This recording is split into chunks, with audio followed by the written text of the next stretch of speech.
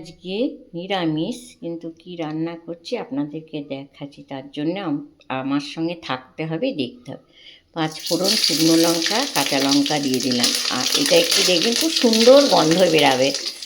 হ্যাঁ, আর আমি যেটা করবো ভেবেছি, এই যে কলা, আলু, কলা আর সজনা ডাঁটা দিয়ে পোস্ত। এই দেখুন, এটা একটু ভাজা ভাজা হয়ে গেছে। এবার আলুগুলো দিয়ে দেবো এর মধ্যে।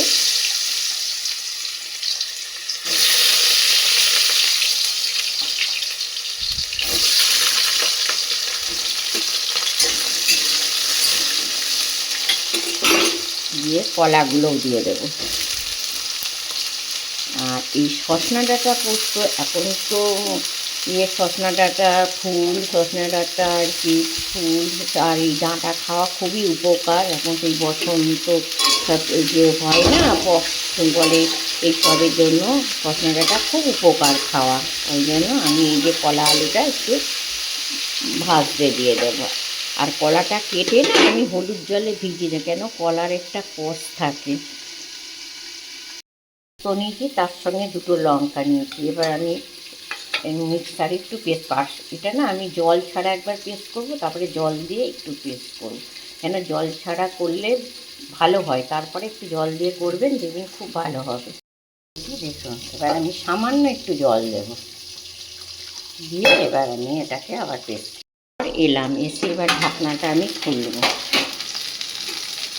খুলে এবার একটু নেড়ে দেবো। আর আমি হলুদ দেবো না, একটু কাশ্মীর লঙ্কার গুঁড়ো দিয়ে দেব।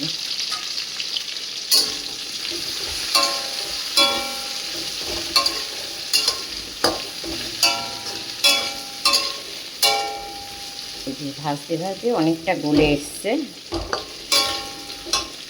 এবার এই যে ডাঁটাগুলো দিয়ে দেব।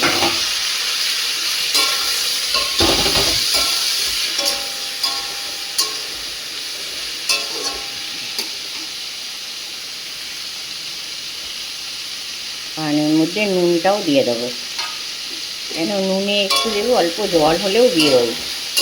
এবার মজবে, একটু আঁচটা একদম ঝিমিয়ে আমি চাপা দিয়ে দেবো। এবার আমি ঢাকনাটা, কিছুক্ষণ পর এলাম, এসে ঢাকনাটা খুললাম। এবার নাড়বো, নেড়ে আর যে পোস্ত বাটাটা আছে এটা দিয়ে দেব। পোস্ত দিয়ে আর বেশি কষবো না, একটু নেড়ে চেড়ে। আর এই যে মশলার যে এটা আছে, এটা আমি ধুয়ে জল দিয়ে দেব।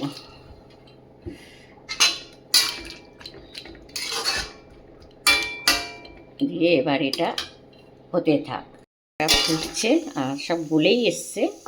এই যে আলু একটু পরে নামিয়ে দেব। তা আপনারা দেখুন, আর আপনারা যে যা কলা পোস্ত খান এরম খেয়ে নেবেন। আলু না দিলেও হবে, আর এই ডাঁটা দিয়ে খুব ভালো লাগে কলা পোস্তটা খেতে। খেয়ে দেখবেন কেমন লাগে, তারপর আমাকে বলবে।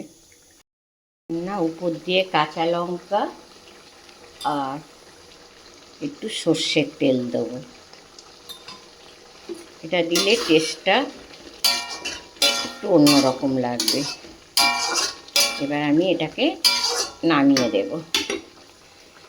আলু পোস্ত হয়ে গেল আমার। দেখুন, এটা খুব সুন্দর খেতে লাগে। আপনারা খেয়ে দেবেন গরম ভাতে বা ডালের সঙ্গে।